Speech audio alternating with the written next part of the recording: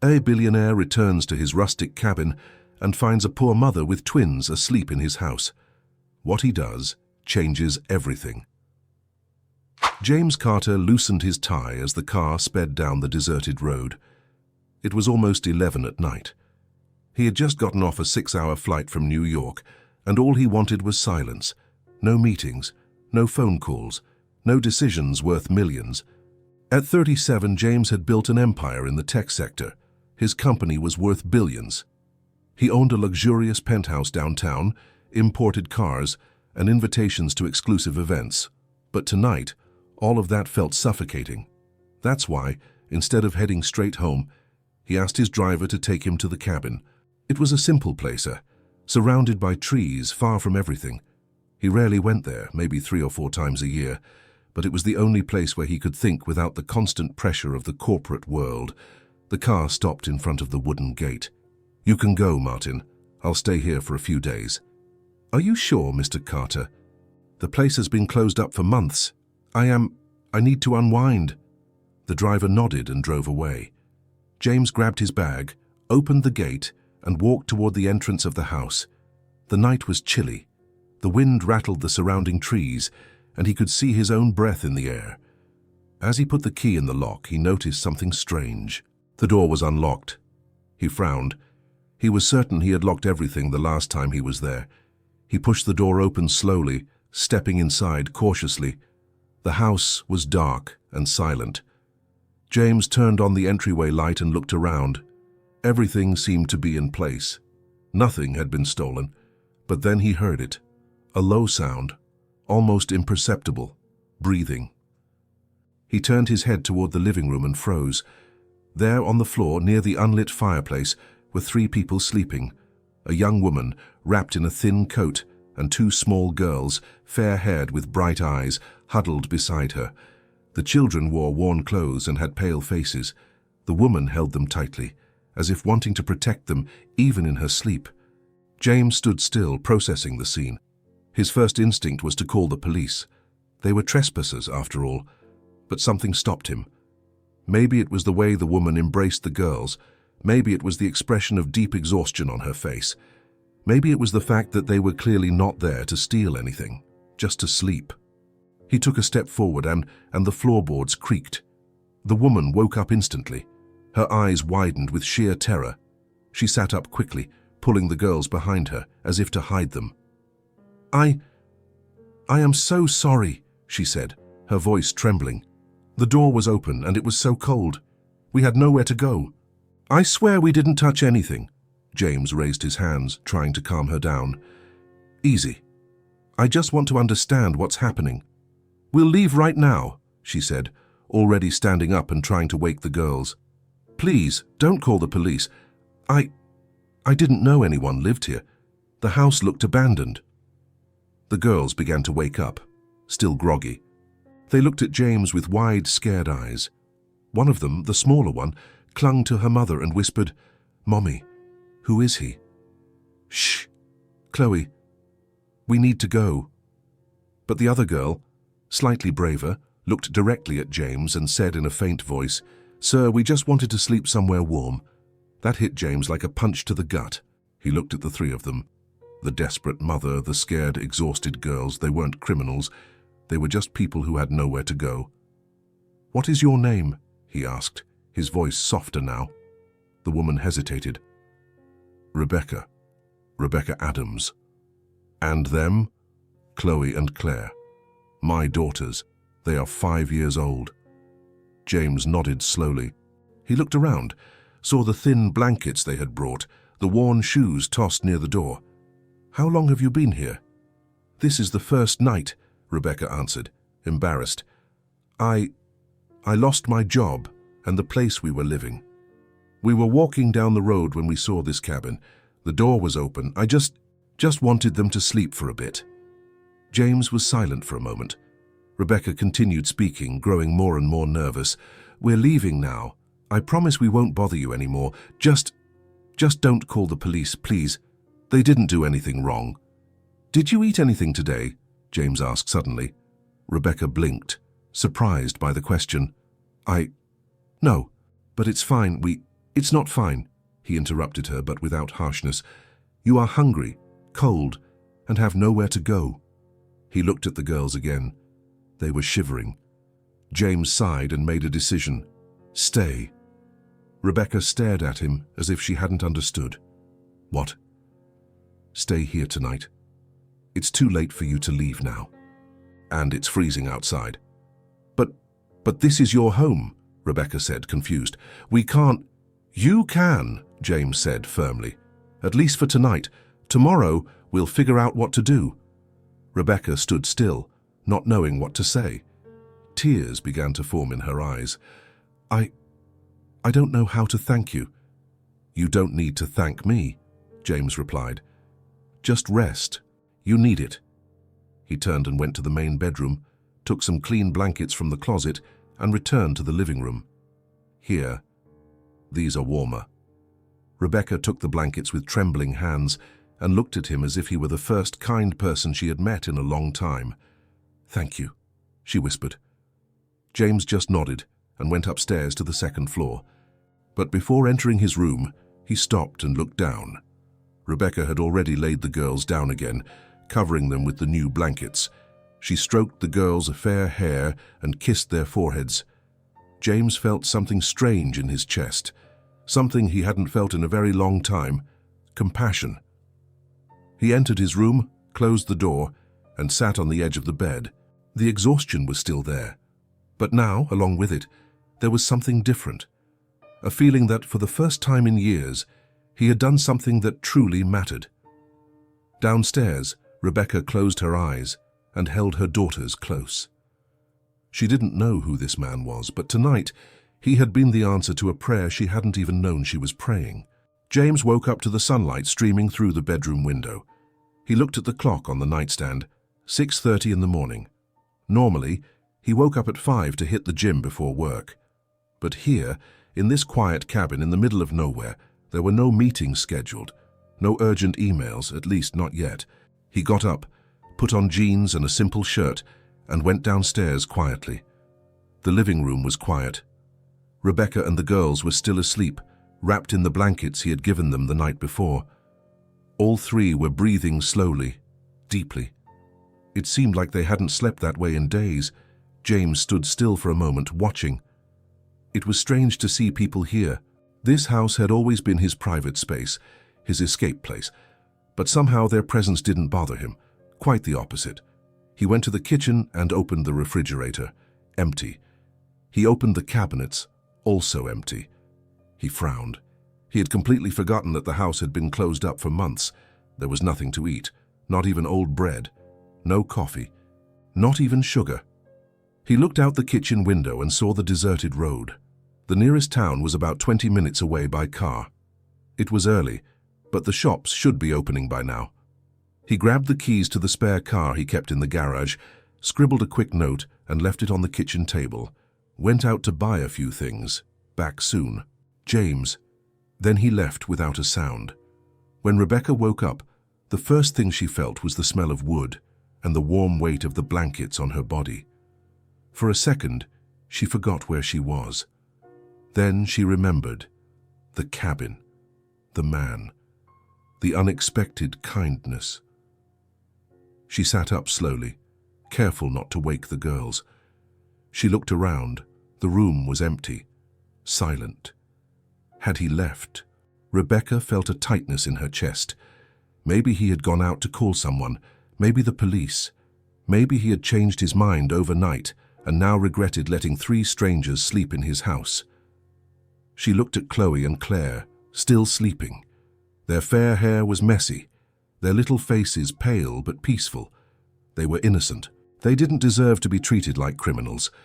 Rebecca got up quickly, folded the blankets carefully, and began to wake the girls. "Chloe, Claire, wake up. We need to go." "Mommy, I'm sleepy," Chloe murmured, rubbing her bright eyes. "I know, sweetie, but we need to leave here."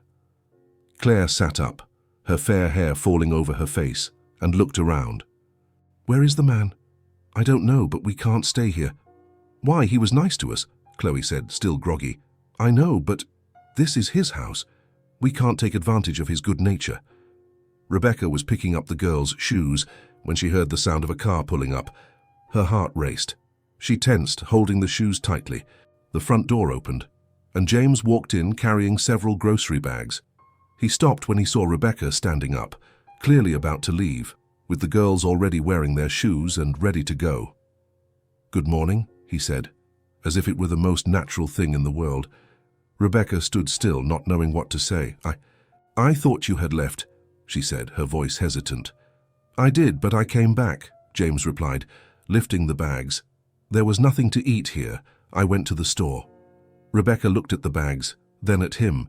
There were a lot of bags, more than one person would need. "Sir, we are leaving now. We've bothered you enough. Thank you for letting us sleep here, but we don't want to take advantage of your kindness." "Stay," James interrupted her, putting the bags on the kitchen table. "But it's too cold for you to leave," he said, looking at her seriously. "And you have nowhere to go, do you?"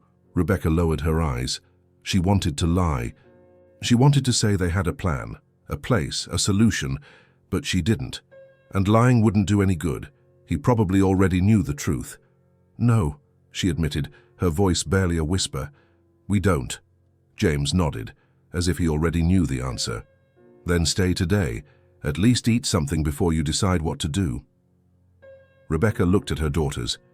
Chloe and Claire were looking at the bags with wide eyes, clearly hungry. They hadn't eaten properly in days, only what Rebecca could afford to buy with the few coins she had saved. "All right," she said, finally, "but just for today. Tomorrow we'll leave and stop bothering you." James didn't argue. He just started taking things out of the bags: eggs, fresh bread, milk, butter, fruit, coffee, orange juice, cereal, even a packet of cream-filled cookies. The girls approached slowly, curious, their eyes shining at the sight of so much food. "Do you like scrambled eggs?" James asked, looking at them. Chloe nodded, shyly. Claire just looked at her mother, waiting for permission to answer. "You can answer," Rebecca said softly. "He's asking you." "I like them," Claire said softly. "Me too," Chloe added. James smiled. It wasn't a big smile, just a slight lifting of the corner of his mouth, but it was genuine. "Great, then let's make breakfast." Rebecca approached. "I can make it," she offered quickly. "You've already done so much." "Let me cook. We can do it together," James replied, already grabbing a skillet from the cabinet. "And you can call me James." "Sir, makes me feel old." Rebecca almost smiled. It was the first time in days she had felt anything close to lightness. They began preparing breakfast together. James cracked the eggs while Rebecca sliced the bread. The girls sat at the table, watching everything intently, as if they were watching something fascinating. "Mommy, does he know how to cook?" Chloe whispered, but loud enough for James to hear. "Looks like it," Rebecca replied, trying to hide her embarrassment. James chuckled softly. "I know how to do the basics. When you live alone, you learn or you starve." "You live alone?" Claire asked, tilting her head. "Most of the time, yes." "Why?" the girl continued, curious. "Claire, don't be nosy," Rebecca gently admonished her. "It's okay," James said, stirring the eggs in the skillet. "I work a lot. I travel often. There's not much time left for other things." "What kind of work?" Chloe asked, genuinely interested. "I own a technology company. We make software for other businesses." The girls looked at him without understanding. "Computer programs," he simplified, "things that help people work better." "Oh," Chloe said, still not fully understanding, but accepting the answer. "Is that cool?" "Sometimes," James replied. "Other times it's tiring." "Then why do you do it?" Claire asked with the typical innocence of a 5-year-old. James paused for a second, thinking about the answer. "Good question," he said, smiling slightly. "I guess because it's what I'm good at." A few minutes later, breakfast was ready. James placed the plates on the table: scrambled eggs with cheese, toast with melted butter, sliced fruit and juice. The girls looked at the food as if it were a royal feast. "You can eat," James said. They didn't need to be told twice. Chloe and Claire ate quickly, as if they were afraid the food would disappear. Rebecca ate slowly, but James noticed that she was famished too. She tried to control herself, to maintain her composure, but her hunger was evident. He sat across the table with a cup of coffee, watching the three of them in silence. There was something strange about it, something he had never experienced before. The feeling that this house, which had always been his lonely refuge, suddenly seemed alive. It had sound. It had movement. It had purpose. "Is it good?" he asked. "It's delicious," Claire said with her mouth full, her bright eyes shining. "Claire, chew before you talk," Rebecca corrected gently but without harshness. "Sorry," the girl said, covering her mouth with her small hand. James smiled again. It was funny how children could make everything lighter. "Do you have kids?" Chloe asked suddenly. Rebecca's eyes widened. "Chloe, that's too personal." "I don't," James answered calmly. "I never had time for it." "Oh," Chloe said, going back to eating. Then she stopped and looked at him again. "But you'd be a cool dad. You make really good scrambled eggs." That caught James off guard. He didn't know what to say. "Thank you," he replied, and realized he was genuinely smiling. When they finished, Rebecca immediately began clearing the plates. "Let me wash them," she said, already taking everything to the sink. "You don't have to." "I do," she insisted firmly. "You've already done too much. It's the least I can do." James didn't argue. He knew she needed to feel like she was contributing somehow. She needed to feel she wasn't just receiving charity. While Rebecca washed the dishes, the girls went to the living room to explore the house. James stayed in the kitchen, leaning against the counter, watching Rebecca in silence. She was young, tired, but there was something strong in her, something resilient. Even after losing everything, she kept fighting. She kept trying to protect her daughters. "Can I ask you something?" he said after a while. Rebecca looked at him, still holding a sponge. "Sure." "How did you end up sleeping here? I mean, what happened?" She sighed and put the plate aside. She dried her hands on a cloth and turned to face him. "It's a long story." "I have time," James said, crossing his arms. Rebecca hesitated, but then began to speak. "I used to work on a farm. It wasn't an official job, you know? No contract or anything like that. I helped take care of the animals, cleaned the barns, did whatever was necessary. In exchange, the girls and I lived in a shed on the back of the property. It wasn't much, but it was ours. It had a roof, 4 walls, and it was warm in the winter." James listened in silence, not interrupting her. "The farm owner was a good man, Mr. Henderson. He was about 70 and always fair with me. But he died 2 weeks ago," she continued, her voice growing quieter. "Heart attack. It was sudden." "I'm sorry." "Me too," Rebecca said. "And his sons. They didn't want to keep the farm. They decided to sell everything. They gave me 3 days to leave."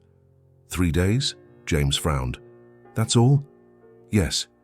They said I didn't have a contract, so I wasn't entitled to anything. I tried to explain that I needed more time to find another place, but they wouldn't listen. They just wanted to get rid of everything quickly so they could sell the property." She stopped for a moment, biting her lip. "I tried to find another job, another place to live. But it's not easy to find someone who accepts a single mother with 2 small daughters, and I didn't have any money saved up. Everything I earned went to food and clothes for them. There was nothing left." James clenched his jaw, but kept listening. "On the last day, I took what I could carry in a backpack and we walked out. We had nowhere to go. We walked down the road for hours. I tried to look confident in front of them, but inside, I was terrified. I didn't know what to do." Her voice cracked slightly, but she continued. "When night fell, it was getting freezing cold. The girls were tired, hungry, crying. I tried to calm them down, but they were only 5 years old. They didn't understand why we were on the street, why we didn't have a home." Rebecca looked out the window, her eyes welling up. "That's when we saw this cabin. It was dark. It looked empty. I tried the door and it was open. I had never broken into anyone's house before, never. But they were so cold, shivering. And I was so desperate." She turned to James, the tears starting to fall. "I know it was wrong. I know we didn't have the right to come in here, but I didn't know what else to do. I I just wanted them to stop shaking." James remained silent for a long moment. Then, his voice firm but full of kindness, he said, "You did everything you could." Rebecca blinked, surprised. "What?" "You protected your daughters," he said, looking directly at her. "You did what any mother would do. You did what was necessary. There's nothing wrong with that." She let out a shaky sigh. The tears she had been holding back finally streamed down freely. I just wanted them to have a better life," she said, her voice choked. "They deserve more than sleeping on the floor of empty houses. They deserve to have a real home. They deserve to be happy." "They do," James agreed, his voice gentle. "Sass, and you deserve it too." Rebecca wiped her tears with the back of her hand, trying to compose herself. "Thank you," she whispered. "Thank you for not kicking us out, for not calling the police, for treating us like people." James nodded. "You can stay here today and tomorrow too if you need to. There's no rush to leave." "But why?" Rebecca asked, confused. "Why are you doing this for us? You don't even know us." James thought for a moment. He could give several answers, but he decided to be honest. "Because I can," he said simply, "and because you need it. Sometimes that's all there is to it." Rebecca looked at him as if trying to understand who he really was, as if trying to figure out if this was real or if it was too good to be true. But before she could say anything, Chloe and Claire ran back into the kitchen, interrupting the moment. "Mommy, there's a real fireplace in the living room," Chloe said excitedly, her bright eyes shining. "And there are books, lots of books," Claire added, pointing toward the shelf. Rebecca smiled through her tears. "That's wonderful, girls." James looked at the two of them and felt that strange feeling in his chest again, that feeling he couldn't quite name yet, but which was growing with every moment, that feeling of purpose. He didn't know it yet, but that breakfast had been the start of something that would change all their lives forever. The next morning, Rebecca woke up before the girls. She looked around the room and felt a weight in her chest. James had been so kind to them. He had given them shelter, food, security, and she had nothing to offer in return. But she had her hands, and she could work. She got up slowly, careful not to wake Chloe and Claire, and went to the kitchen. The dishes from the day before's breakfast were already washed, but dust had accumulated on the furniture. Cobwebs were in the ceiling corners, and the wooden floor needed sweeping. Rebecca found some cleaning supplies under the sink and began to work in silence. When James came downstairs an hour later, the kitchen was sparkling. The scent of cleanliness hung in the air, and every surface was spotless. "Good morning," he said, clearly surprised. Rebecca turned around, still holding a cloth in her hands. "Good morning. I hope you don't mind. I just wanted to help out somehow." "You didn't need to do that," James said, looking around. "I know, but I wanted to," she replied firmly. "You're letting us stay here. It's the least I can do." James didn't argue. He could see in her eyes that this was important, that she needed to feel she was contributing, not just receiving charity. "All right," he said gently. "Thank you." Rebecca smiled slightly and went back to cleaning, moving on to the living room. Over the next few hours, she worked throughout the house. She swept the floor, cleaned the windows, dusted the furniture, and organized the books on the shelf. The cabin had been closed for months and needed attention, but slowly it began to come back to life. When Chloe and Claire woke up, they helped in their own way. Chloe folded dish towels with concentration, her tongue sticking out as she tried to make everything perfect. Claire organized the books on the shelf by size, stacking the largest ones at the bottom and the smallest on top, even though she couldn't read yet. "Mommy, is this good?" Claire asked, showing her handiwork. "It's beautiful, sweetheart," Rebecca replied, kissing the top of her daughter's fair head. James stayed in the makeshift office in the living room, working on his laptop. He had online meetings to attend, emails to answer, decisions to make. Even far from the city, the work didn't stop. At first, the girls were shy. They watched him from afar, whispering to each other, curious but not daring to approach. But as the day went on, their curiosity grew. Chloe was the first to approach. She walked slowly toward the table where James was, her bright eyes fixed on the computer screen. "What are you doing?" she asked softly. James looked up at her and smiled. "I'm working." "But, what are you working on?" He thought about how to explain it so a 5-year-old could understand. I'm writing emails. They're like letters, but on the computer. Letters to whom? To the people who work with me. I have a company, remember? So I need to talk to a lot of people every day. Claire approached too, standing next to her sister. Is it hard? She asked, tilting her head. James chuckled softly. Sometimes it is, sometimes it isn't. It depends on the problem I need to solve. What kind of problem? Chloe asked. Well, today, I'm trying to decide if my company should invest in a new project, he patiently explained. Said it's an important decision because it involves a lot of money. The girls looked at him without fully understanding. It's like when you have some money and you need to decide if you're going to buy one thing or another, he simplified even more. Except I have to decide that for an entire company, not just for myself. No, Chloe said, as if she understood perfectly. What if you choose wrong? Claire asked. James paused for a second. It was a simple question, but profound. Then I try to fix it, he answered honestly.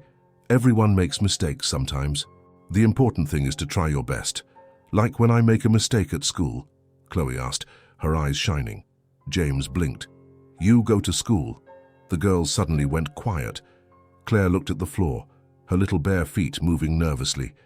We used to, Chloe said softly. But after we left the farm, Mommy said we'd have to stop for a while. James felt a pang in his chest but didn't show it. I understand, he said gently. But you will go back. I'm sure of it. You really think so? Claire asked, her eyes full of hope. I do, James replied with conviction. Across the room, Rebecca watched the scene as she wiped down the bookshelf. She saw James talking to the girls patiently, answering questions without impatience, treating them like real people. That deeply moved her.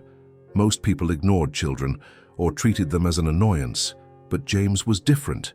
He really listened. He paid genuine attention. He answered sincerely. Can I see better? Chloe asked, pointing to the screen. You can, James said, turning the screen a bit. The two of them leaned over the table, looking at the numbers and texts on the screen. Wow, there's a lot written, Claire said, impressed. That's why it takes time, James explained. I need to read everything carefully before deciding anything. Do you read fast? Chloe asked. More or less. You learn over time. Do you know how to read? A little bit, Chloe replied. The teacher was teaching us before everything happened. James nodded, feeling the weight of those words. He was about to go back to work when he had an idea. An idea that came out of nowhere but felt absolutely right. Wait here, he said, getting up from his chair. The girls looked at him, confused. Where are you going? Claire asked. I'll be out quickly, I won't be long, he said, already grabbing his wallet and car keys. Rebecca approached, a little worried. Did something happen? No, everything's fine. I just need to buy something, James said. I'll be back in half an hour. And before Rebecca could ask anything else, he left. James returned 45 minutes later, carrying 2 large bags. The girls were in the living room, helping their mother tidy up the last details. When they heard the sound of the car, they ran to the window. He's back, Chloe said excitedly. James entered the door with the bags and found the 3 of them looking at him. I brought something for you, he said, putting the bags on the table. Chloe and Claire approached slowly, hesitant but curious. For us? Claire asked, her eyes wide. For you, James confirmed with a smile. He opened the first bag and began pulling things out one by one. Colored pencils. Several packs, in every color imaginable. There were even metallic colors, new notebooks, with colorful covers of princesses and animals, special paper for drawing, fine-tipped markers, crayons, glittery stickers, even a box of watercolors with a brush. The girls were completely paralyzed, looking at everything as if it were the greatest treasure in the world. Is it all ours? Chloe whispered, barely able to believe it. All yours, James said. Claire looked at her mother, her eyes full of tears, as if asking permission to believe it. Rebecca was teary-eyed, her hands covering her mouth. You can take them, girls, she said, her voice trembling. You can take everything. That was all they needed to hear. Chloe and Claire practically leaped onto James, hugging him with all their strength. "Thank you, thank you, thank you," Chloe repeated non-stop. "It's the most beautiful present we've ever gotten in our whole lives," Claire said, her voice muffled against his chest. James was surprised for a second. He wasn't used to hugs like that. He wasn't used to such pure and genuine affection, but after a moment, he returned it, putting his hands on their small backs. "You're welcome," he said softly, feeling something strange and warm in his chest. When the girls finally let go of him, they picked up the supplies with extreme care, as if they were made of glass. "Can I draw now?" Claire asked eagerly, holding a notebook against her chest. "Of course," James replied. "You can draw whatever you want. They're yours." The two of them immediately sat down on the living room floor, spreading the colored pencils around and opening the new notebooks with excitement. Rebecca approached James, still emotional. "You didn't have to do that," she said, her voice low. "I know," James replied, looking at the girls, "but I wanted to." "Why?" she asked, confused. He thought for a moment. "Because they deserve to have things that are just theirs, new things. Things that make them happy," he said simply. Rebecca wiped away a tear that fell. You are so kind," she said, her voice cracking. "I don't know how to thank you."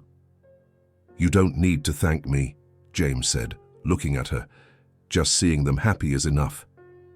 Rebecca smiled through her tears and went back to the kitchen before the girls saw her crying. In the following hours, the house completely changed. Chloe and Claire drew non-stop. They made houses with flowery gardens, huge trees, flowers of all colors, fantastic animals. They drew the sun with yellow rays, white clouds, flying birds. Some things were recognizable, others were just colorful scribbles, but they were theirs. "Look what I made." Chloe ran to James every 5 minutes, showing a new drawing. "Sire, that's beautiful," he always said, and he was sincere, not because the drawings were perfect, but because they were made with pure joy. "I made you," Claire said enthusiastically, showing a stick figure with dark hair and a tie. "This is you working on the computer." James took the drawing carefully and looked at it closely. "I love it," he said, smiling. "Can I keep it?" Claire's eyes shone brightly. "You can, I made it for you." She took the drawing back for a second, signed her name in crooked letters in the corner, and then handed it back to James. He taped the drawing onto the refrigerator with a magnet. The house quickly began to gain color, drawings scattered across the table, laughter echoing through the walls, innocent questions being asked constantly. "James, what's your favorite color?" Chloe asked. "Blue," he replied. "Why?" "It reminds me of the sky and the ocean." "I like yellow," Chloe declared, "because of the sun." "I like pink," Claire added, "and purple too." The afternoon passed surprisingly quickly. James managed to finish his work between interruptions. But curiously, he didn't mind. Normally, any distraction irritated him. But here, with the girls asking questions and showing drawings, he found himself smiling more than he had in months. Rebecca watched from a distance, cleaning while keeping an eye on her daughters. She saw the way he interacted with them, the way he was patient, the way he never sent them away, never said he was too busy, never treated them as an inconvenience. He was kind, truly, not out of obligation, not for appearance, but by choice. That deeply moved Rebecca. For years, she had raised the girls alone. No man had stayed around. None had shown real interest. None had treated her daughters with genuine affection. But James was completely different. In the late afternoon, as the sun began to set, James lit the fireplace. Chloe and Claire sat near the fire, drawing and talking to each other about things only they understood. Rebecca approached and sat on the sofa next to him, watching her daughters. "Thank you," she said softly. "Time for what you did today." "It was nothing," James said. "It was," she insisted, turning to face him. "You have no idea how much it means to them. To me, they had nothing, and you gave them something to call their own." James looked at the girls. Chloe was showing a drawing to Claire, both of them laughing. "They are good children," he said. "They deserve to have good things. They deserve to be happy." "You are a good person too," Rebecca said. her voice soft and sincere. "A very good person." James didn't answer. He didn't know what to say. He just sat there, watching the girls draw near the crackling fire. And for the first time in a long time, that cabin didn't feel empty. It didn't feel like just a place of escape. It felt alive. It felt full of purpose. It felt like home. Chloe looked back and saw James and Rebecca sitting together on the couch. She smiled at her sister, then went back to drawing. "Claire, should we make a big drawing for him?" she whispered. "Good idea," Claire agreed. "Mate with lots of colors." And the two began working together on a single drawing, mixing colors, creating something special. Across the room, Rebecca looked at James and felt something different in her chest, something she hadn't felt in years. Hope. Hope that things could get better.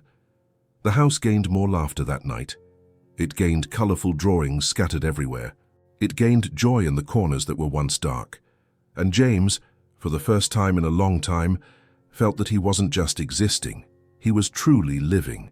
He was doing something that mattered.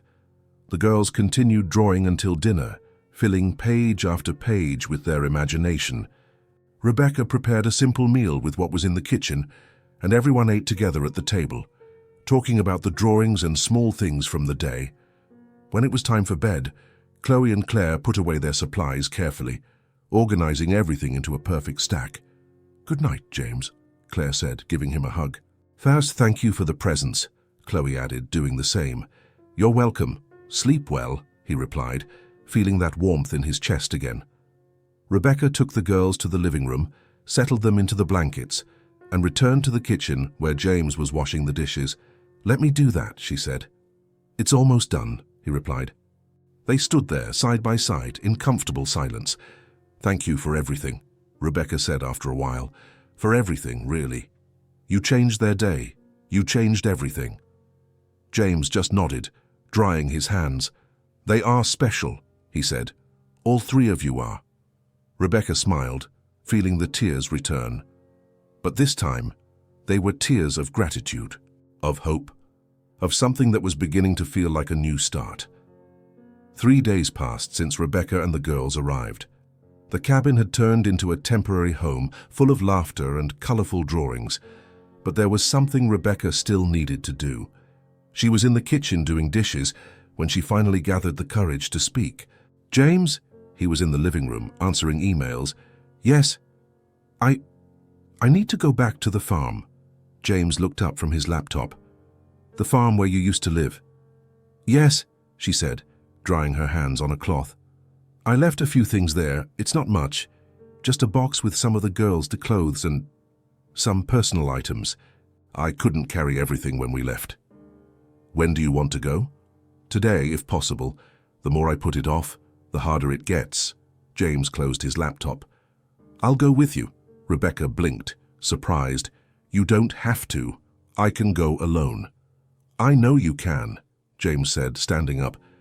"But I don't think you should go alone." She hesitated, but then nodded. The truth was, she didn't want to go alone. She didn't want to face that place again without someone by her side. "All right. Thank you." Half an hour later, they were in the car. The girls stayed home drawing, and Rebecca had asked a neighbor to look in on them while they were gone. The farm was about 30 minutes away. The road was all dirt, and James drove slowly, respecting Rebecca's silence. She looked out the window, her arms crossed, lost in thought. "Are you okay?" he asked after a while. "I am," she replied, but her voice was tense. "It's just hard to go back there." "You don't need to explain." She smiled slightly, grateful. When they arrived, the farm was empty. The new owners hadn't moved in yet, and the place had an abandoned feel. The gate was slightly ajar, swaying lightly in the wind. James parked near the main house. "Is it there?" he asked, pointing toward a shed in the back. Rebecca looked and felt her chest tighten. "It is." They got out of the car and walked to the shed. The door was half open, and Rebecca stopped in front of it, hesitating. "Do you want me to go first?" James asked gently. She shook her head. "No, I need to do this." Rebecca pushed the door and walked in. The shed was small and simple. It had an old bed in the corner. a small wooden table, 2 broken chairs. The walls were made of old planks, with gaps that let the wind in. On the floor there was a crumpled cardboard box. Rebecca stood in the middle of the shed, looking around. "This place," she began, her voice breaking. "This place was my home for many years." James remained silent, just listening. "The girls grew up here," she continued, wiping away a tear that started to fall. "I taught them how to walk on this floor.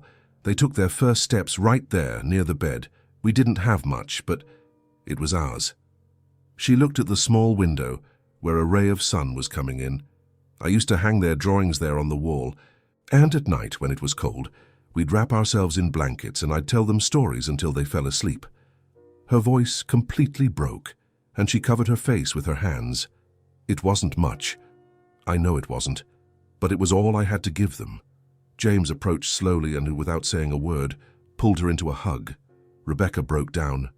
She cried against his chest, releasing everything she had held in for the past few days. The pain of having lost everything, the fear of the future, the shame of not being able to give her daughters more. James didn't say anything. He just held her, letting her cry. Sometimes words weren't necessary. Sometimes just the presence was enough. After a few minutes, Rebecca pulled away, wiping her face with the back of her hand. "Sorry." "You don't need to apologize," James said firmly. "Never." She took a deep breath, trying to compose herself. "Let's grab the box and go." James picked up the cardboard box from the floor. It wasn't heavy. Inside were some small clothes, an old teddy bear, a few children's books, and a framed photo of Rebecca with the girls when they were babies. Rebecca looked around one last time. She looked at the bed where she had slept so many nights, at the table where she had eaten so many simple meals, at the walls that had protected her family for so long. "Goodbye," she whispered. Then she turned and walked out.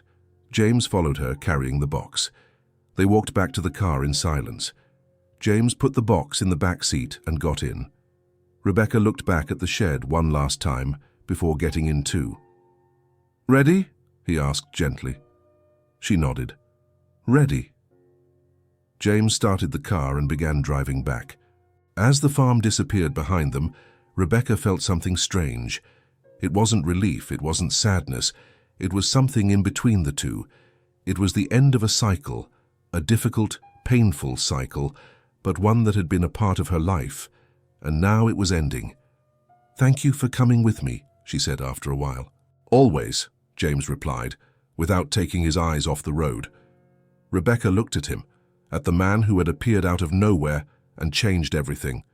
The man who had given them shelter when they had nothing, who had given them food, presents, kindness, who had given them hope. "James." "Yes?" "You are a good person, a very good person." He smiled slightly. "I'm just doing what's right." "Even so, thank you." They returned to the cabin in comfortable silence. When they arrived, the girls ran to the door, hugging their mother. "Mommy," Chloe said excitedly, "we drew more things." "I want to see everything," Rebecca said, kissing the top of both their heads. James came in with the box and put it in the corner of the living room. Rebecca looked at the box, then at the house around them. The past was in that box, but the present, and perhaps the future, was here, in this house full of warmth and life. And for the first time in a long time, she allowed herself to believe that things could get better, that they were already getting better. Days turned into weeks. James had come to the cabin planning to stay only a few days, a week at most. But when he looked at the calendar on his phone, he realized he had been there for almost 3 weeks. And he had no desire to leave. A routine had naturally established itself without anyone planning it. James woke up early, made coffee, and worked in the living room while Rebecca tidied the house. The girls drew, played, and eventually came to interrupt him with questions or new drawings. He had turned the living room table into a makeshift office. His laptop was permanently there, surrounded by papers, a perpetually full coffee mug, and some drawings the girls had made for him. "Good morning, team," James said one morning, joining an online meeting. 6 faces of company executives appeared on the screen. "Morning, James. Are you well?" asked Sarah, the CFO. "You seem different." "Different how?" "More relaxed," she said, smiling. "Less stressed." James chuckled softly. "I'm working from the cabin. The air is better here." "Well, it's working. You've been making quicker, more accurate decisions these last few weeks." They spent the next hour discussing the company's expansion into new markets. James participated actively, but a part of his mind was attuned to the sounds of the house. Rebecca humming in the kitchen, the girls laughing in the next room. It was strange. He had always worked in absolute silence. Any noise distracted him, irritated him. But here, those domestic sounds didn't bother him. Quite the opposite. They calmed him. "James, are you listening to us?" David, the director of operations, brought him back. "Yes, sorry. I was thinking. I agree with the proposal. Let's move forward." After the meeting ended, James closed his laptop and stretched. He looked out the window. It was noon and the sun was high. Chloe appeared in the doorway holding a notebook. "James, can you look at my drawing?" "Of course. Come here." She came closer and showed him. It was a drawing of the cabin with 4 figures in front, a woman, 2 small girls, and a tall man. "That's us," she explained. "Me, Claire, Mommy, and you." James looked at the drawing for a long moment. "Seriously, that's beautiful," he said, and his voice came out softer than he intended. "You really liked it." "I liked it very much." Chloe smiled and ran back to the living room, where Claire was drawing too. James stood looking at the empty space where she had been. That drawing had affected him in a way he didn't expect. He was in that drawing. He was part of that makeshift family on paper, and he realized he wanted to be part of it in real life too. In the afternoon, James had an important call with international investors. He locked himself in his room for privacy and silence. The call lasted 2 hours. They were decisions involving millions of dollars, complex contracts, delicate negotiations, the kind of thing that usually left him tense for days. But when he hung up, he just sighed and went downstairs. Rebecca was in the kitchen, preparing dinner. The smell of roasted chicken filled the house. "How did it go?" she asked, without turning around. "Good. We closed the deal." "Is that good?" "It's great," James said, sitting in a chair. "It means the company is going to grow significantly in the coming months." Rebecca turned around and smiled. "Congratulations." "Thank you." He watched her cooking. She moved through the kitchen with confidence now, knowing where everything was. The past few weeks had transformed this house. It was no longer just his solitary refuge, it was a home. "Can I ask you something?" Rebecca said, cutting potatoes. "Sure." "Don't you have to go back to the city, to the company?" James thought for a moment. "Most things I can do from here. Online meetings, phone calls, emails. I only need to go in person for a few specific things." "And when will that happen?" He hesitated. "I don't know. Soon. Probably." Rebecca just nodded, going back to cutting the potatoes. But James noticed that she had tensed up, as if the idea of him leaving bothered her, and strangely, that made him happy. The weeks kept passing. The routine solidified even more. James worked in the morning and afternoon. Rebecca took care of the house and the girls. In the evening, everyone ate dinner together, talking about the day. It was simple. It was ordinary. It was the exact opposite of the frantic life James had in the city, and it was perfect. On a Thursday after dinner, James was on the porch looking at the stars when Rebecca joined him. "For the girls are asleep," she said, leaning against the railing next to him. "Early tonight. They played a lot. They were exhausted." They stood in silence for a while, just enjoying the quiet night. "James," Rebecca said after a while. "Yes. Thank you for everything you've done. For us. I know I've thanked you before, but I need to say it again. You changed our lives." James turned to her. "You changed mine too." Rebecca blinked, surprised. "We did?" "You did," he confirmed. "Before you arrived, I came here to escape, to be alone, but I always went back to the city feeling empty, like nothing made sense." He looked back at the stars. "Now it's different. I wake up, and the house is alive. It has sound, it has movement, it has purpose. I work and I feel good because I know that at the end of the day I'll have dinner with you. I'll see the girls, drawings, I'll talk to you. He paused. For the first time in years, I don't feel like I'm just existing, I feel like I'm truly living. Rebecca was speechless. She looked at him, at the man who had appeared when they needed it most, who had given them shelter, food, kindness, who had become a part of their lives without even realizing it. "You don't have to leave," she said softly, "if you don't want to." James looked at her, surprised. "What? I know this is your house. I know we are the intruders here, but if you want to stay, we would like you to stay." She looked at her own hands. "The girls like you, they ask about you when you're in meetings, they save their best drawings to show you. You've become important to them." "And to you?" James asked before he could stop himself. Rebecca looked up and faced him. "To me too," she admitted. "Your presence is good, safe. I don't feel afraid when you're here, and it's been a long time since I felt that way."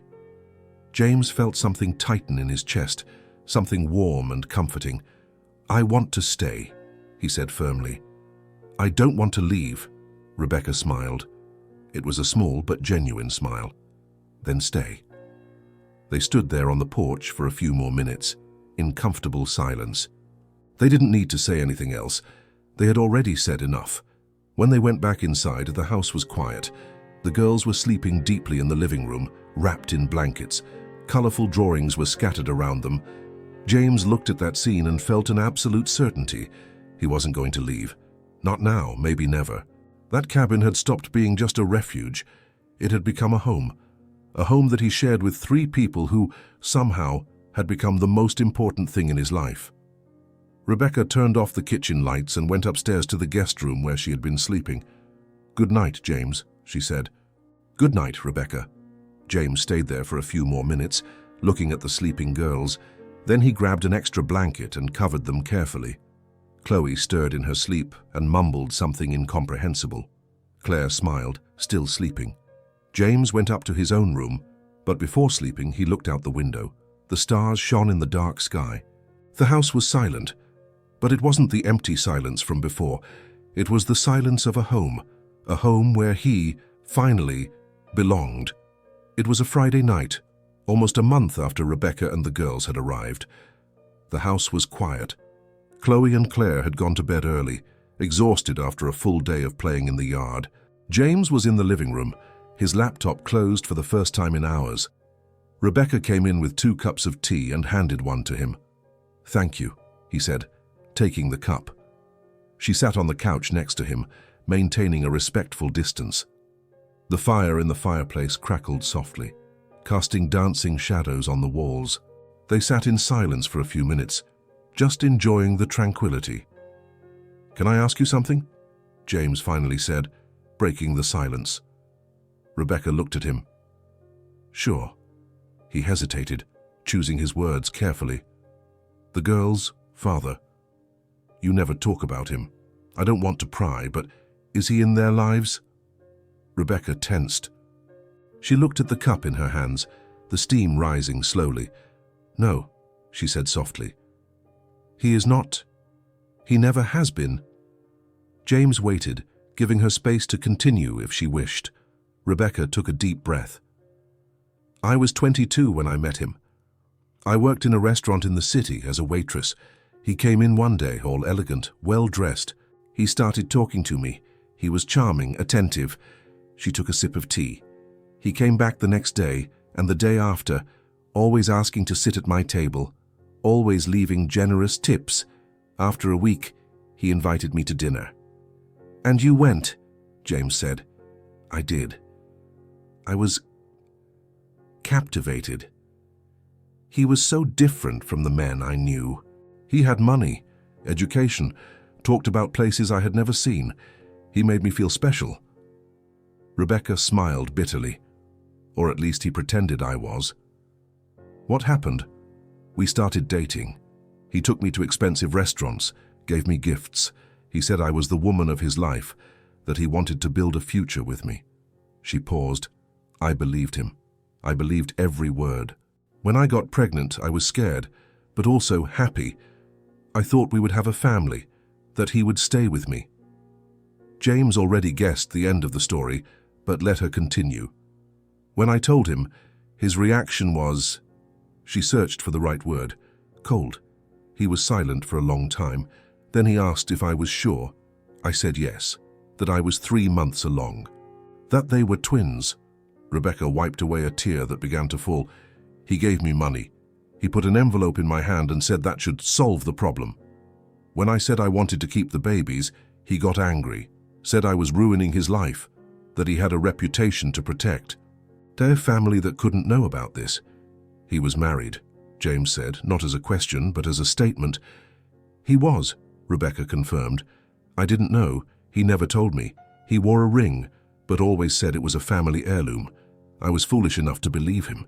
You weren't foolish. You trusted him. He was the one who was dishonest. Rebecca shook her head.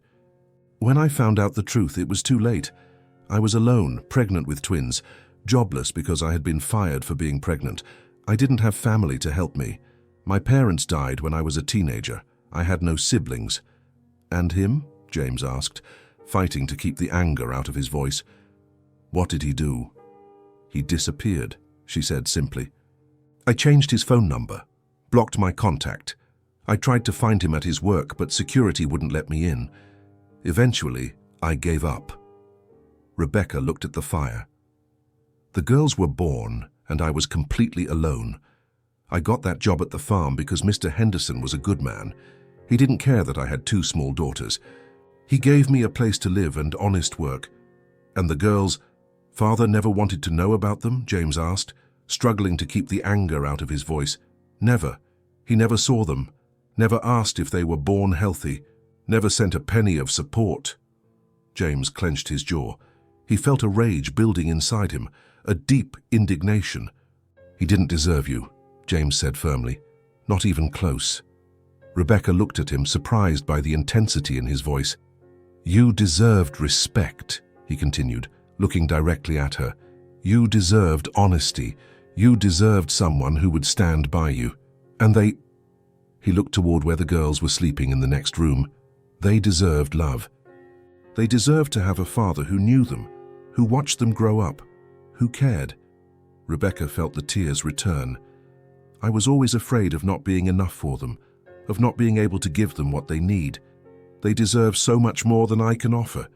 You are more than enough, James said, setting his cup aside. You did everything on your own. You worked. You cared for them.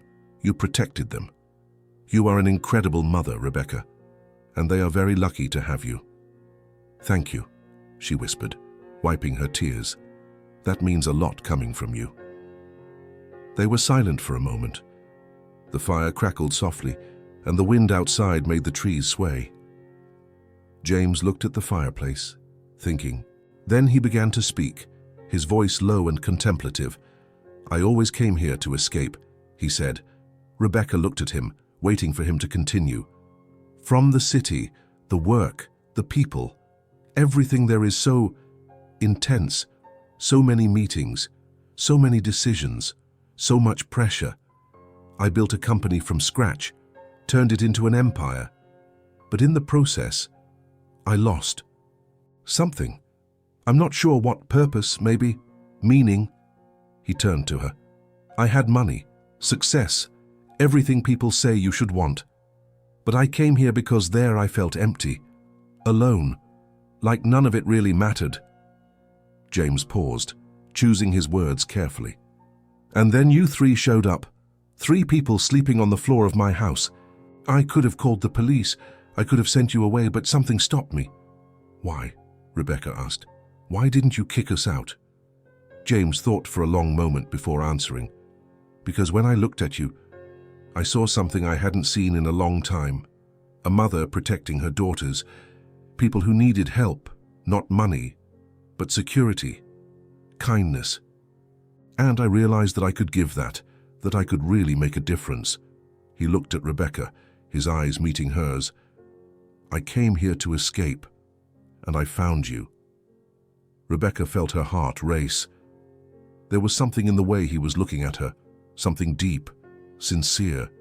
For the first time in years, I felt some purpose here, James continued, his voice growing softer. I wake up in the morning and I don't feel that emptiness anymore. I work and I feel like I'm working for something, not just to accumulate more money. At night, when I have dinner with you, when I see the girls laughing, when I talk to you, he paused. I feel like I'm where I should be, that I'm doing what I should be doing. For the first time, I feel like my life has real meaning. Rebecca was speechless. She looked at him, at the man who had entered their lives and changed everything. James, she began, but didn't know how to finish. You don't have to say anything, he said gently. I just wanted you to know that you are not a burden. You are not bothering or hindering me. You are saving me, in a way. The silence that followed was profound. It wasn't uncomfortable, but loaded with emotion, loaded with unspoken things, with feelings growing silently. Rebecca looked at her own hands, processing everything he had said. For years I thought I could never trust anyone again, she said softly. After what happened with their father, I built walls. I decided it was safer to be alone, to focus only on the girls, not to let anyone get close. She lifted her eyes to him. But you tore down those walls without even trying, without even realizing it. You were kind when you didn't have to be. You were patient. You were present. You care about them in a way their father never did. James remained quiet, listening. And I started to realize that your presence, it makes me feel safe. For the first time in years, I don't feel like I'm carrying everything alone. I feel like I have someone by my side. She hesitated, then added in an even softer voice, and that scares and comforts me at the same time. James moved a little closer. Not much, just enough to lessen the space between them. You don't have to be afraid, he said. I'm not going anywhere. I won't disappear. I won't leave you alone. You promise? I promise. Rebecca felt the tears return, but this time they weren't tears of sadness. They were of relief, of hope, of something she hadn't felt in a long time. They sat there, side by side, the fire illuminating their faces. The silence between them had changed. It was no longer just comfortable. It was intimate, profound, full of a mutual understanding that didn't need words. Outside, the wind continued to blow. The trees swayed. The stars shone in the dark sky. But inside that house, two lonely hearts were finding something that both thought they had lost forever.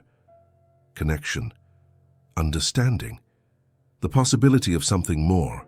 Rebecca looked at James, and for the first time allowed him to see the vulnerability in her eyes, the hope, the fear, the desire to believe that things could be different. James held her hand. It was a simple gesture, but it meant everything. We're going to be okay, he said with certainty. All of us. Together. Rebecca squeezed his hand back. Say together, she repeated, and the word sounded like a promise. They stayed like that for a long time, hands intertwined, hearts beginning to open, the future still uncertain, but for the first time, full of possibilities. And that night, as the fire burned low and the girls slept peacefully, something changed between them. It was no longer just gratitude. It was no longer just friendship. It was the beginning of something deeper, something neither of them was ready to name yet, but that both could feel growing, something that felt a lot like hope, and a lot like love. It was a Tuesday morning when James's phone rang insistently. He was in the living room working on reports when he saw the name on the screen, David Chen, his director of operations. James answered. David, good morning. James, we have a problem, a serious problem. David's voice was tense, almost desperate. What happened? The main server crashed. The entire infrastructure is compromised. We're losing customer data in real time. It's a disaster. James stood up immediately. How did this happen? It seems to have been a cyber attack, sophisticated. The IT team has been working for hours, but they can't contain it. Clients are calling, furious. We have contracts at risk, James. Millions of dollars in contracts. Gather the team. I'll make some calls and see what I can do from here. James, David hesitated. I think you need to come in person. This is out of control. We need you here. James looked around the house. Rebecca was in the kitchen preparing lunch. The girls were drawing in the living room. This had been his refuge for almost a month, his home. "I'll see what I can do remotely first, Aunt," he said. "I'll call you in an hour." He spent the next 4 hours on the phone, calls with the IT team, with security consultants, with angry clients. He tried to coordinate everything from the cabin living room, but with every minute that passed, it became clearer that it wasn't enough. At 3 in the afternoon, David called again. "James, we lost 3 contracts today, 3. Clients don't want to wait. They want answers now. They want you here, in person, guaranteeing this won't happen again." James ran a hand through his hair, frustrated. "How long do you think I'll need to stay?" "A week, maybe 2. We need to rebuild the entire infrastructure, restore customer trust, implement new security protocols." James closed his eyes. A week away, maybe 2. It seemed like an eternity. "All right," he finally said. "I'll come. I'll be there tomorrow morning." When he hung up, he sat in silence for a long time. Chloe and Claire were playing in the yard, their laughter coming through the open window. Rebecca was humming in the kitchen. He didn't want to leave. He didn't want to leave all this behind, but he had no choice. At dinner, the table was set. Rebecca had made stew, and the smell filled the house. The girls ate excitedly, talking about the butterflies they had seen in the yard. James ate in silence, pushing the food around on his plate. "You're quiet," Rebecca observed. "Did something happen?" James put down his fork and looked at them. At Rebecca, worried. At Chloe and Claire, innocent and happy. "I need to go back to the city," he said, trying to keep his voice steady. "Tomorrow." Silence fell over the table like a stone. Chloe stopped eating, her fork in the air. "Tomorrow?" she asked, her voice small. "Yes," James confirmed. "There's a crisis at the company. I need to go personally to sort it out." Claire dropped her fork on the plate, the sound echoing in the silent room. "Are you coming back?" she asked, her bright eyes starting to water. "I am," James said quickly. "Of course, I'm coming back." "When?" Chloe asked. "In a week, maybe a little longer." The girls looked at each other, then at their mother. Rebecca was looking at her plate, her hands clenched in her lap. But you promised you'd stay," Claire said, her voice trembling. "And I will stay," James said, leaning forward. "I just need to sort a few things out first, but I'll be back, I promise." "People always say they'll come back," Chloe said softly, "and they never do." That hit James like a punch. He knew she was talking about her father, about the man who had promised things and disappeared. "I'm not like him," James said firmly, looking at the two of them. "I'm coming back. You have my word." Rebecca finally lifted her eyes. She was trying to maintain her composure, but James could see the sadness there. "All right," she said in a controlled voice. "We understand you have responsibilities." "Stay here," James said, looking at her. "Please, this is your home now. Don't leave. I'll sort things out in the city and be back as quickly as I can." Rebecca just nodded, not trusting her own voice. The rest of dinner was silent. The girls didn't finish their food. Rebecca cleared the plates with mechanical movements. Later, when it was time for bed, Chloe and Claire hugged James tightly. "Do you promise you'll come back?" Claire whispered. "I promise," he said, kissing her forehead. "A week, maybe less." "We're going to miss you," Chloe said. "I'm going to miss you too," James replied, and his voice cracked slightly. The next morning, James packed a small bag. Rebecca and the girls stood on the porch while he put everything in the car. "I'll call when I arrive," he said. Rebecca nodded, holding the girls' hands. "Be careful." James looked at the three of them. He wanted to say so many things. He wanted to say he didn't want to go, that he wanted to stay here with them forever. But he just nodded and got into the car. As he drove down the road, he looked in the rearview mirror. They were still there, standing on the porch, getting smaller and smaller, until they disappeared.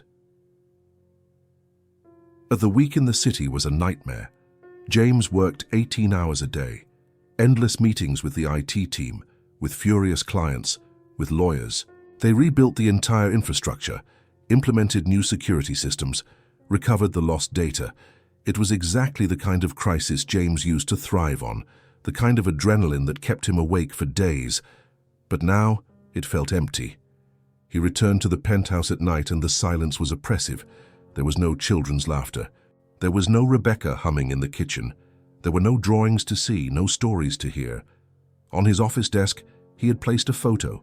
It was one Rebecca had taken a few days before he left. James was sitting on the floor with Chloe and Claire, the three of them drawing together. He was smiling, a true, genuine smile. Every day he looked at that photo and felt an emptiness grow in his chest. He called every night. "How was your day?" he would ask. "Good," Rebecca would answer, but her voice seemed distant. The girls drew a lot. "Are they there?" "They're sleeping. Do you want me to wake them?" "No, let them sleep. Just tell them I called." "That I miss them." "I will." Pause. "Rebecca." "Yes? Are you all right?" "We are. And you?" "Fine," he lied. "It's almost done here. A few more days." "All right, we'll wait." But James could hear it in her voice. She wasn't fine. None of them were. At the cabin, things had changed. Rebecca continued the routine. She cleaned, cooked, took care of the girls, but the house seemed quieter, more empty. The girls drew less. When they did draw, they made sad figures, houses without people, skies without sun. "When is James coming back?" Chloe asked every day. "Soon, sweetie," Rebecca replied. "He said he'd be back soon." "But he promised a week." "It's been a week. Sometimes things take longer than we plan." But Rebecca felt his absence too. The house had grown accustomed to James's presence, to the sound of his laptop opening in the morning, to his voice in meetings, to the way he came into the kitchen in the afternoon asking for coffee. Now all that was gone, and she was afraid he wouldn't come back. That the city would trap him again, that his life there was more important than the life they had built together. On the seventh day, James finished his last meeting at 6 in the evening. David walked into the office conference room. "We did it. All systems are go. Clients are satisfied." "You saved the company, James." James nodded, but didn't feel the satisfaction he should have felt. "Great job, team." "Are you staying in the city now?" David asked. "There's a lot of work here. We could use you at the office." James looked out the window. The city was lit up, millions of lights twinkling. It was impressive. It was powerful. It was empty. "Yeah, I know," he said. "I have to go." David blinked, surprised. "Go? Where?" "Home." It was almost 9 at night when James arrived at the cabin. He had driven fast, anxious, his heart pounding. The lights of the house were on. He could see movement through the windows. He got out of the car and walked up the porch steps. He didn't ring the doorbell. He just opened the door. Rebecca was in the kitchen doing dishes. The girls were in the living room, drawing without much enthusiasm. When the door opened, all three turned around. For a second, no one moved. Then Claire screamed, "James!" She and Chloe ran, jumping onto him. James knelt down and hugged the two of them tightly, feeling their warm tears on his face. "Yuck, you came back," Chloe cried. "You really came back." "I said I would," James replied. His voice choked. Rebecca stood still in the kitchen, her hands wet, watching the scene. James looked up and met her eyes. He stood up, still holding the girls, and walked toward Rebecca. "I tried to go back to my life," he said, breathless, emotional. "I tried to go back to the city, to the work, to all of it, but I couldn't." He placed his hand on her face. "I missed you every day, every single day. I woke up and the house was empty. I worked and it felt meaningless. I came back at night and the silence was unbearable." Rebecca was crying now, tears streaming down freely. "That's not my life anymore," James said. My life is here with you, the three of you. This is my life now, this is my home." Rebecca covered her face with her hands, sobbing. James pulled her into a hug, the girls between them, and they stood there, the four of them together, embracing. "I won't leave again," he whispered. "Never again, I promise." And this time it was a promise he knew he would keep, because he had finally understood. He wasn't saving them. They were saving him. It was a Saturday morning when James called Rebecca to talk. The girls were in the yard, playing with butterflies that landed on the flowers. "Rebecca, I need to talk to you," he said, Sitting on the porch, she sat beside him, her heart racing. Did something happen? Yes. But it's not bad, he said quickly. It's about the future, our future. Rebecca waited, tense. This cabin is perfect. It's peaceful. It has space. It's far from everything. But it's not practical for day-to-day life. For the girls to go back to school. For you to have better opportunities. He turned to her. And I want you to come live with me in the city. Rebecca's eyes widened. In the city? In your penthouse? Yes. It has 4 bedrooms. The girls can have their own room. You too. There's an excellent school 2 blocks away, a park right around the corner. Rebecca was silent, processing. James, I don't know. It's too much. It's your home, your space. We've invaded your life enough as it is. No, he said firmly, taking her hand. You didn't invade anything. You gave me something I hadn't had in years. A family, a purpose, a reason to wake up in the morning besides work. He squeezed her hand. I don't just want to help you. I don't just want to give you a roof over your heads. I want to live with you. I want to be a real part of your lives. I want to watch the girls grow up. I want to be there when they come home from school. I want to have dinner with you every night. His voice grew softer. I want to build a life with you. Rebecca felt the tears begin to fall. She had spent so many years alone, carrying everything on her shoulders, unable to trust anyone.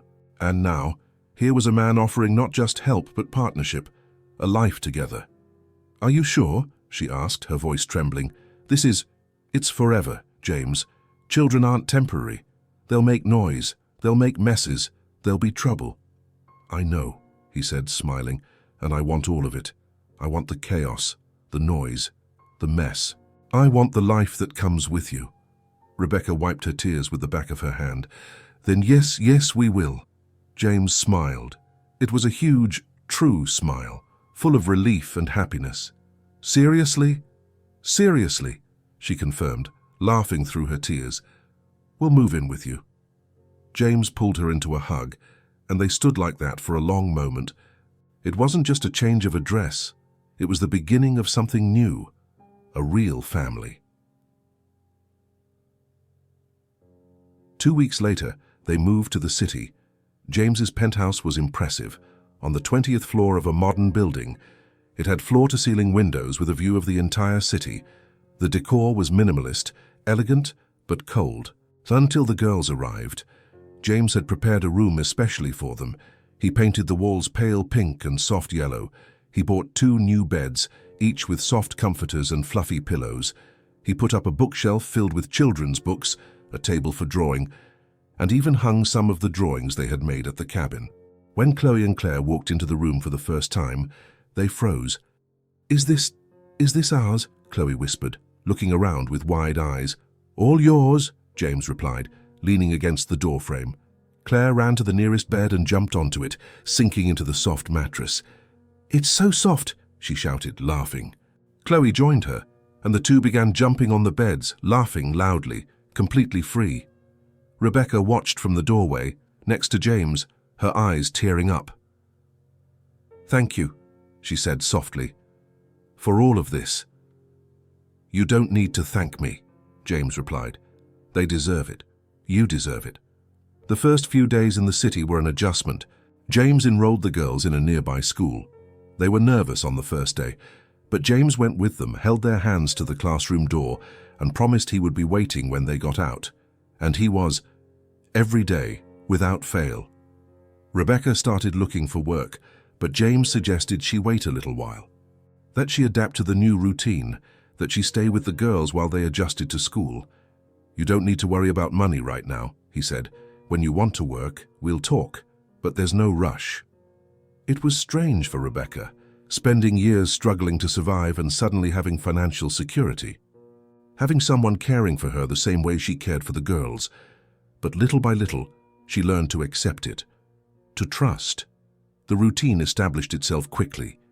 James worked at the office some mornings, but always came back to have lunch with them. In the afternoon, he picked the girls up from school. They ate dinner together every night, talking about the day. The girls blossomed. They made friends at school. They started laughing without reserve again. They drew even more, filling the penthouse with color and life. And Rebecca, for the first time in years, allowed herself to relax. She allowed herself to be happy. 3 months later, on a Friday afternoon, James suggested, "How about a weekend trip to the cabin?" The girls' eyes lit up. "Can we?"